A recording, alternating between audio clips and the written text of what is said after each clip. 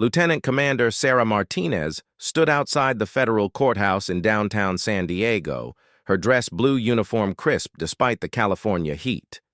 The silver star pinned above her ribbons caught the morning sunlight as she adjusted her crutches and checked her watch. She was early for her court appearance, a habit from her military training that served her well even now, 2 years after the IED explosion that had changed everything. Sarah had never expected to be here, facing a lawsuit over a contract dispute with a defense contractor. Her small consulting firm, specializing in maritime security, had been thriving until a disagreement over intellectual property had landed her in federal court. She had developed innovative coastal patrol techniques during her SEAL deployments, and when she left the Navy due to her injuries, she had started her own company to share that knowledge with civilian maritime agencies. The automatic doors of the courthouse opened with a soft whoosh, and Sarah made her way through the metal detectors. The security guards nodded respectfully when they saw her uniform and decorations. She had chosen to wear her dress blues today instead of a business suit, partly out of pride and partly because she knew it commanded a certain respect that might help her case. Judge Harrison Blackwood's courtroom was on the 3rd floor. Sarah had researched him thoroughly, as she did everything in her new civilian life. Blackwood was 62, appointed to the federal bench 12 years ago, and had a reputation for running a strict courtroom. He was known for his no-nonsense approach and had served briefly in the Army Reserve decades ago, though he had never seen combat. As Sarah entered the courtroom, she noticed the opposing counsel already seated at their table. Marcus Chen, the lead attorney for Triton Defense Systems, was known for his aggressive tactics and his ability to intimidate witnesses. He glanced over at Sarah, his eyes taking in her uniform and the crutches, and she saw something flicker across his face that looked like calculated opportunity. Sarah took her seat at the plaintiff's table next to her attorney, David Rodriguez, a former JAG officer who had transitioned to civilian practice. David had been instrumental in helping her navigate the complex world of federal contracting law, but she could see the tension in his shoulders as he reviewed his notes one final time. "All rise," the bailiff called out as Judge Blackwood entered the courtroom. He was a tall, imposing figure with silver hair and sharp blue eyes that seemed to take in every detail of his domain. Sarah struggled to her feet with the aid of her crutches, the movement causing a familiar ache in her left leg where the shrapnel had done its worst. Judge Blackwood settled into his chair and surveyed the courtroom. His gaze lingered on Sarah for a moment longer than the others, and she noticed his eyes narrow slightly as they focused on her silver star. She had earned that decoration during her 3rd deployment to Afghanistan, when she had single-handedly held off an enemy assault long enough for her team to evacuate wounded civilians from a village under attack. "This court is now in session," Judge Blackwood announced, his voice carrying clearly through the room. "We are here today for the case of Martinez versus Triton Defense Systems regarding alleged breach of contract and theft of intellectual property. Counselors, are you ready to proceed?" Both attorneys indicated they were ready, and Judge Blackwood nodded. But as Sarah shifted slightly in her chair, adjusting her position to relieve pressure on her injured leg, the judge's attention seemed to fixate on her again. "Ms. Martinez," Judge Blackwood said suddenly, his voice cutting through the procedural calm of the moment. "I notice you are wearing military decorations in my courtroom." Sarah felt a chill run down her spine. There was something in the judge's tone that she didn't like, a subtle edge that her combat-honed instincts immediately recognized as potential trouble. "Yes, Your Honor," she replied respectfully. "I am wearing my dress blue uniform." "I can see that," Judge Blackwood said, leaning forward slightly. "However, I have concerns about the appropriateness of wearing military decorations in a civilian legal proceeding. It could be seen as an attempt to influence the proceedings through emotional manipulation rather than facts and evidence." David Rodriguez started to rise from his chair, but Sarah gently touched his arm, indicating she would handle this herself. She had faced down enemy fire and survived an explosion that nearly cost her leg. She wasn't about to be intimidated by a judge who had never heard a shot fired in anger. "Your Honor," Sarah said carefully, "I am authorized to wear this uniform and these decorations as a retired service member. I chose to wear it today as a matter of personal pride and because it represents my professional background, which is relevant to this case involving maritime security consulting." Judge Blackwood's expression darkened. "Ms. Martinez, I understand your military service, and I respect it. However, in this courtroom we deal in facts and law, not emotional appeals. I am going to ask you to remove those decorations before we proceed." The courtroom fell silent. Sarah could hear her own heartbeat in the sudden quiet, could feel the eyes of everyone present fixed on her. She glanced at David, who looked shocked, then at the opposing counsel's table, where Marcus Chen was trying unsuccessfully to hide a satisfied smirk. "Your Honor," Sarah said, her voice steady despite the anger building inside her. "These decorations are part of my official uniform. They represent specific achievements and qualifications that are relevant to my credibility as a witness and my expertise in the matters before this court." "Ms. Martinez," Judge Blackwood said, his voice rising slightly, "I have made my request clear. Remove those decorations, particularly that silver star, or I will find you in contempt of court." Sarah felt the familiar calm that had always come over her in combat situations. Her mind became crystal clear, her focus laser sharp. She could see the situation for exactly what it was: a judge overstepping his authority, likely motivated by some personal bias or prejudice. She had not survived 3 combat deployments and earned the nation's 3rd highest military decoration to be bullied by a man who had never put his life on the line for anything. "Your Honor," Sarah said, rising slowly to her feet with the aid of her crutches, "with all due respect, I will not remove my decorations. They were earned through blood and sacrifice, and they are mine to wear by right and regulation. If you hold me in contempt for wearing the uniform of the United States Navy and the decorations I earned in service to this country, then so be it." The tension in the courtroom was electric. David Rodriguez was on his feet now, trying to interject, but Judge Blackwood cut him off with a sharp gesture. "Ms. Martinez," the judge said, his face flushed with anger, "you are in my courtroom, and you will follow my rules. I am ordering you one final time to remove those decorations, or I will have you removed from this courtroom in handcuffs." Sarah looked directly into Judge Blackwood's eyes, seeing something there that confirmed her worst suspicions about his motivations. She had encountered men like him before, men who felt threatened by women who had achieved something they never could, who had proven themselves in ways these men never would. "Your Honor," she said quietly, "I respectfully decline to follow an unlawful order. My decorations stay where they belong." Judge Blackwood's face went from red to purple. He raised his gavel, clearly preparing to bring it down and declare her in contempt. But Sarah wasn't finished. "Furthermore, Your Honor," she continued, her voice carrying the authority of someone who had led troops in combat, "I believe this court should know that I am recording these proceedings on my phone, as is my right under federal law. This entire exchange is being documented." The judge's gavel stopped mid-air. Marcus Chen's smirk vanished. David Rodriguez looked at his client with a mixture of admiration and terror. "Your Honor," Sarah pressed on, "I suggest you consider very carefully what happens next, because I can assure you that the story of a federal judge ordering a disabled Navy SEAL to remove her silver star will be of great interest to a lot of people." Judge Blackwood lowered his gavel slowly, his eyes fixed on Sarah with an expression that was equal parts rage and calculation. The courtroom remained frozen in that moment, everyone waiting to see what would happen next.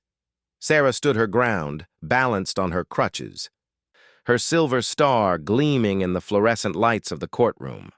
She had faced down enemy fighters in Afghanistan, had crawled through hostile territory with a shattered leg to call in medical evacuation for her team. She wasn't about to back down now from a judge who had clearly overstepped his authority. The silence stretched on, thick with tension and the promise of consequences that would ripple far beyond this single moment in this single courtroom. Sarah could see the wheels turning in Judge Blackwood's head as he began to realize the magnitude of his mistake. But for Sarah, there was no going back. The line had been drawn, and she knew that whatever happened next, she would face it with the same courage that had earned her that silver star in the first place. The silence in Judge Blackwood's courtroom stretched for what felt like an eternity. Sarah Martinez remained standing, her weight balanced on her crutches, her silver star catching the light as her chest rose and fell with controlled breathing. She could see the wheels turning in the judge's mind as he processed what she had just told him about recording the proceedings. Finally, Judge Blackwood cleared his throat and lowered his gavel completely. "This court will take a 15-minute recess," he announced, his voice strained. "All parties will remain in the courtroom." As soon as the judge left the bench, the courtroom erupted in whispered conversations. David Rodriguez immediately turned to Sarah, his face a mixture of concern and admiration. "Sarah, what the hell are you doing?" he whispered urgently. "You just threatened a federal judge. This could destroy your case." Sarah carefully lowered herself back into her chair, her leg throbbing from standing for so long. "David, what he's doing is completely out of line. A federal judge cannot order someone to remove lawfully worn military decorations. This isn't about my case anymore." Across the aisle, Marcus Chen was having an animated discussion with his associates. Sarah caught fragments of their conversation. "Unprecedented. Media nightmare. Settle immediately." But it was the activity in the gallery that caught Sarah's attention. She noticed several people pulling out phones, typing furiously. Word was already beginning to spread. In the age of social media, news traveled at the speed of light, and the story of a federal judge ordering a disabled Navy SEAL to remove her silver star was exactly the kind of story that would capture public attention. Judge Blackwood returned to the bench earlier than expected, his face grim. Sarah could see that someone had been talking to him during the recess, probably the court administrator or clerk, explaining the legal and public relations implications of what was happening. "Court is back in session," the bailiff announced. Judge Blackwood looked directly at Sarah, and she could see something different in his eyes now. The rage was still there, but it was tempered by what looked like fear. "Ms. Martinez," he said carefully, "after consideration, this court will allow you to retain your decorations for the duration of these proceedings." Sarah felt a surge of vindication, but she kept her expression neutral. "Thank you, Your Honor." "However," Judge Blackwood continued, his voice hardening again, "I want to make it clear that any attempt to use your military service to influence these proceedings inappropriately will result in severe sanctions." David Rodriguez stood up. "Your Honor, if I may, the plaintiff's military background and expertise are directly relevant to this case, which involves maritime security consulting. Ms. Martinez's qualifications, as evidenced by her decorations and service record, establish her credibility as an expert in this field." Judge Blackwood's jaw tightened. "Counselor, I will determine what is and is not relevant in my courtroom." The proceedings continued, but Sarah could sense an undercurrent of tension that hadn't been there before. Judge Blackwood seemed to scrutinize every objection from David's side more harshly, while giving Marcus Chen considerably more latitude. It was becoming clear that the judge's initial demand about her decorations had been motivated by something deeper than courtroom protocol. During a break in testimony, David leaned over to Sarah. "I've been getting texts from colleagues. Word is getting out about what happened here. Someone in the gallery must have live-tweeted the exchange." Sarah pulled out her phone and quickly scanned social media. Sure enough, the hashtags CHR Silver Star and Disabled Veteran were beginning to trend. The story was being picked up by military advocacy groups, veterans organizations, and legal commentators. Most of the commentary was supportive of Sarah, with many pointing out that Judge Blackwood's demand was legally questionable and ethically problematic.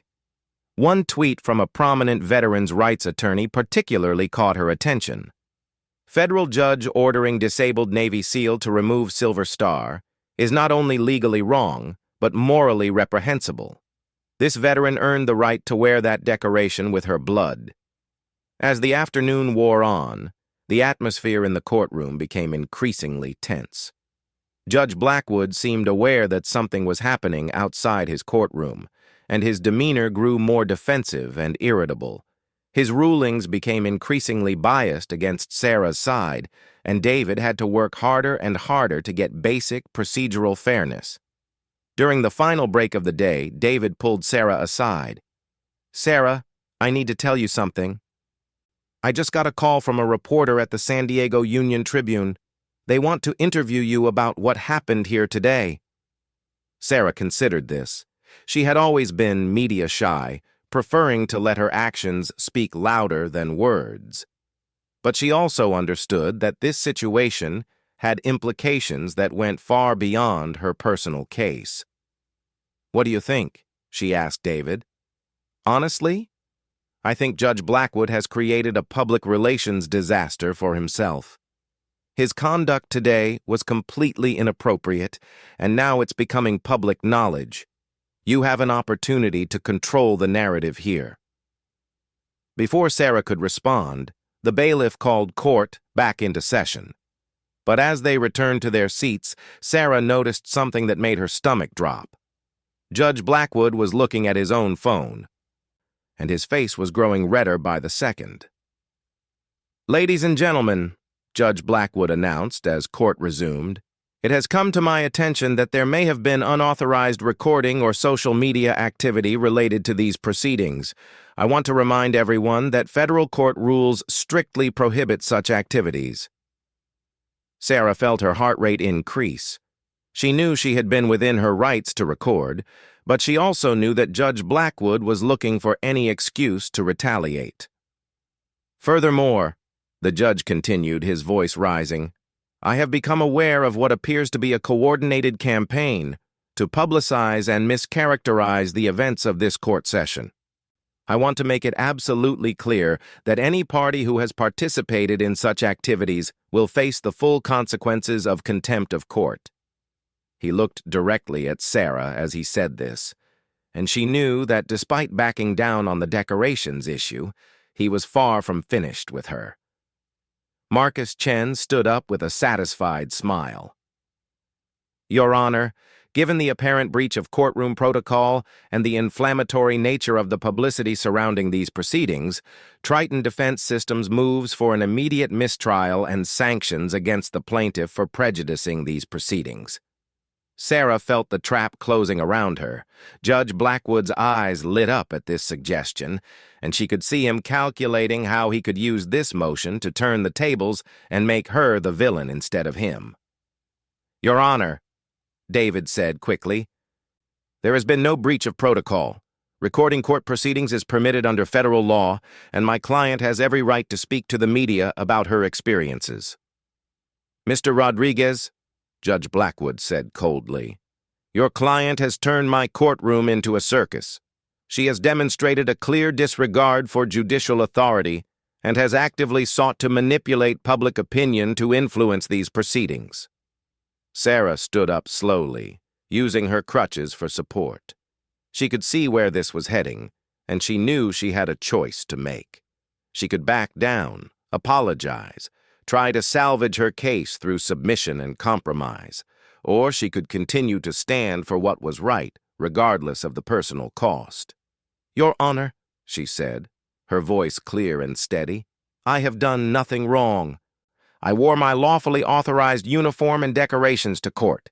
When you inappropriately ordered me to remove them, I politely declined and informed you that I was recording the proceedings, which is my legal right.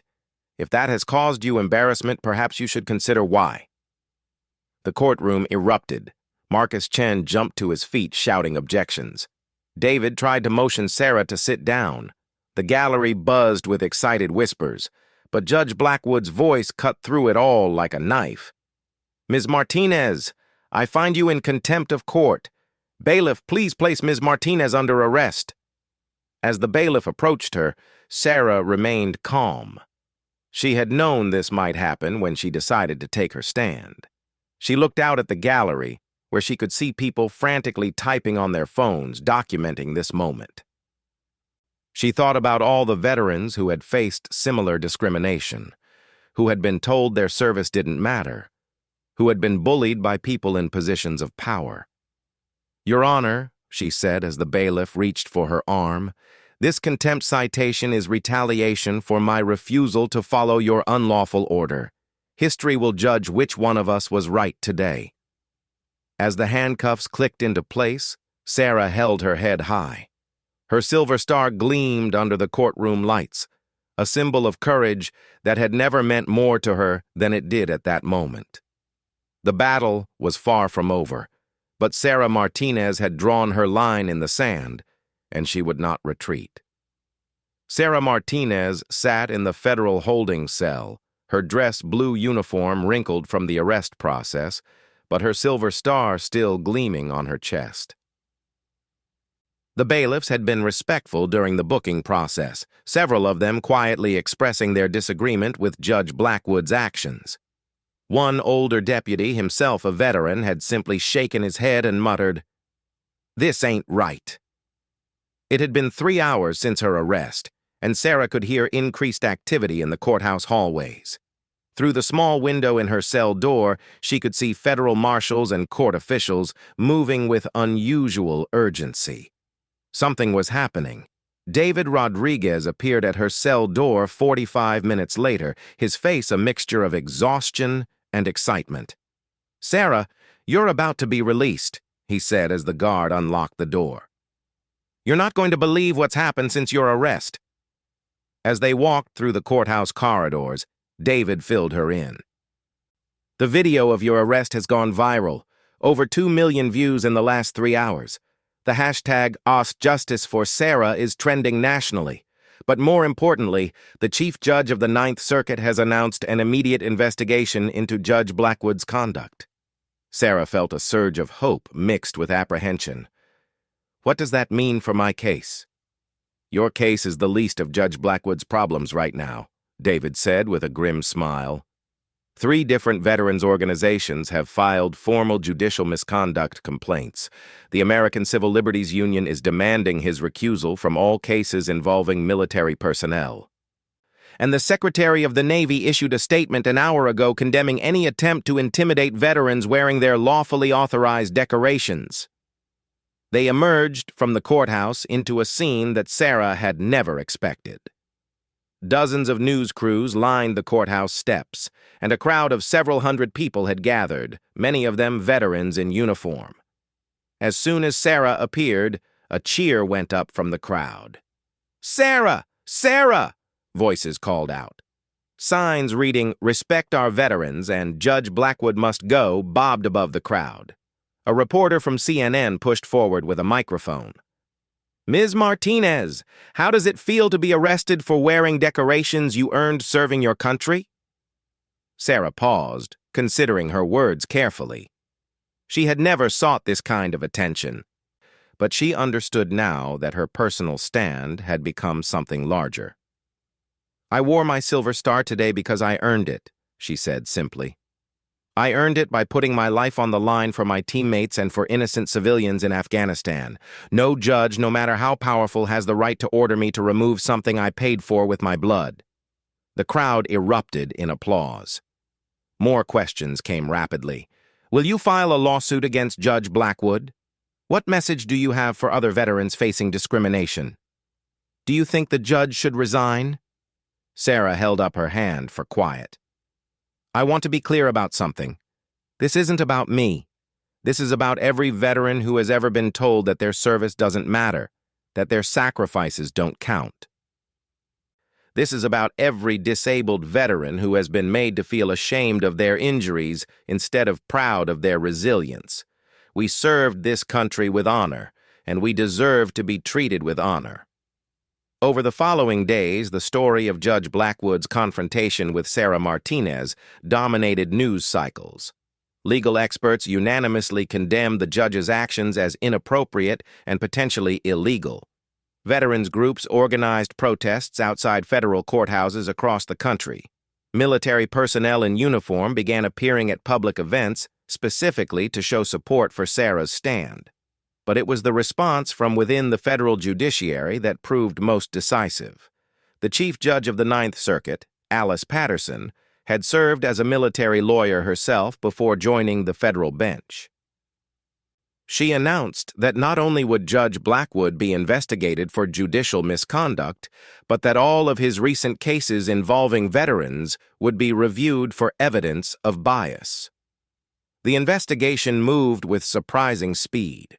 Court reporters, clerks, and bailiffs came forward with stories of Judge Blackwood's inappropriate comments about military personnel. Several veterans testified about his hostile treatment during their court appearances. A pattern of bias became undeniable. 2 weeks after Sarah's arrest, Judge Blackwood was summoned to appear before a judicial disciplinary panel. The hearing was closed to the public, but word leaked that it did not go well for the judge. Faced with overwhelming evidence of misconduct and the possibility of impeachment proceedings, Judge Blackwood submitted his resignation from the federal bench. Sarah's original lawsuit against Triton Defense Systems was reassigned to Judge Maria Santos, a former Army JAG officer who had served 2 tours in Iraq. At the first hearing before the new judge, Marcus Chen approached David Rodriguez with a settlement offer that was substantially better than anything they had discussed before the incident with Judge Blackwood. "They want this to go away," David explained to Sarah over coffee. "The publicity from your arrest has made Triton look terrible. Their stock price has dropped, they're facing boycotts from veteran-owned businesses, and their government contracts are under review." Sarah considered the offer. It was generous, certainly enough to secure the future of her consulting business and vindicate her claims about the stolen intellectual property. But she found herself thinking about something bigger than money. "David, I want to use part of this settlement to start a legal defense fund for veterans facing discrimination. Too many of our people face this kind of treatment without the resources to fight back." David smiled. "I had a feeling you might say something like that." 6 months later, Sarah stood once again on the steps of the federal courthouse, this time for the announcement of the Martinez Veterans Legal Defense Foundation. Judge Santos had approved the settlement, and Sarah had used a significant portion of it to establish a fund providing free legal representation for veterans facing discrimination. The crowd gathered for the announcement was smaller than the one that had formed after her arrest, but it included many of the same faces: veterans in uniform, legal advocates, and family members of service personnel who had faced similar challenges. "When I walked into that courtroom 6 months ago," Sarah told the assembled crowd, "I thought I was just fighting for my small business. I never expected to become part of something larger. But I've learned that sometimes taking a stand for what's right means accepting that the consequences will be bigger than you anticipated." She paused, her hand unconsciously moving to touch the silver star on her chest. "I wore this decoration that day because it represents a moment when I chose courage over comfort, duty over safety. I didn't know it then, but I would have to make that same choice again in a courtroom instead of on a battlefield." In the audience, Sarah could see faces of veterans who had reached out to her foundation for help. Maria Gonzalez, a former Marine facing housing discrimination because of her PTSD service dog. Robert Kim, a Navy veteran whose employer had refused to provide reasonable accommodations for his prosthetic leg. James Wright, an Air Force retiree whose VA benefits had been wrongfully terminated. The Martinez Veterans Legal Defense Foundation isn't just about legal cases, Sarah continued. It's about sending a message that we will not be intimidated, we will not be silenced, and we will not allow our service to be diminished by those who never had the courage to serve themselves. The Foundation's first major case was already making headlines. They were representing a group of female veterans who had been systematically excluded from a federal hiring program. The case was being heard by Judge Santos, who had proven to be fair and respectful in all her dealings with veteran litigants. As Sarah concluded her remarks, a reporter asked about Judge Blackwood, who had disappeared from public view since his resignation. "I don't wish ill on anyone," Sarah said thoughtfully. "But I hope Judge Blackwood learned something from this experience. Power without accountability is dangerous, whether it's on a battlefield or in a courtroom. Those of us who have been trusted with authority have a responsibility to use it wisely and fairly." Later that evening, Sarah sat in her home office reviewing applications for legal assistance from veterans across the country. The requests were heartbreaking and inspiring in equal measure. Stories of discrimination, bureaucratic indifference, and legal obstacles faced by people who had sacrificed so much for their country. Her phone buzzed with a text from David Rodriguez. "Judge Santos just ruled in the Gonzalez case. Complete victory. Maria gets to keep her service dog and receives full damages." Sarah smiled and looked up at the framed Silver Star citation on her wall, the same one she had earned for holding her ground under enemy fire in Afghanistan. She had held her ground again in Judge Blackwood's courtroom, and the ripple effects were still spreading. The next morning brought news that made all the struggles worthwhile. Congress had announced hearings on veteran discrimination in federal courts, and several senators were drafting legislation to create stronger protections for veterans appearing in legal proceedings. Sarah's stand had become a catalyst for systemic change. As she prepared for another day of foundation work, Sarah reflected on how one moment of courage could create waves of impact far beyond what anyone could predict. She had worn her silver star to court that day as a symbol of her service and sacrifice. She never imagined it would become a symbol of resistance against injustice. The Foundation's motto, engraved on a plaque by her desk, captured everything she had learned from the experience. Courage is not the absence of fear, but action in spite of it. Sarah Martinez had proven that courage, whether displayed on a battlefield in Afghanistan or in a federal courtroom in San Diego, could change the world. Her silver star had always represented her finest moment as a soldier. Now it also represented her finest moment as a citizen, standing up for what was right regardless of the cost. Judge Blackwood's career was over, ended by his own prejudice and poor judgment. But Sarah's real victory was not in his downfall, but in the foundation she had built from the ashes of that confrontation. Every veteran who received help, every case of discrimination that was successfully challenged, every instance of injustice that was corrected, was a testament to the power of taking a principled stand. Years later, when law students studied the case of Martinez versus Blackwood, they would learn about more than just judicial misconduct and veterans' rights. They would learn that sometimes the most important battles are fought not with weapons, but with dignity, determination, and an unwavering commitment to justice. Sarah's silver star had indeed cost Judge Blackwood his career, but it had given something far more valuable to countless other veterans: hope, justice, and proof that their sacrifices would always matter.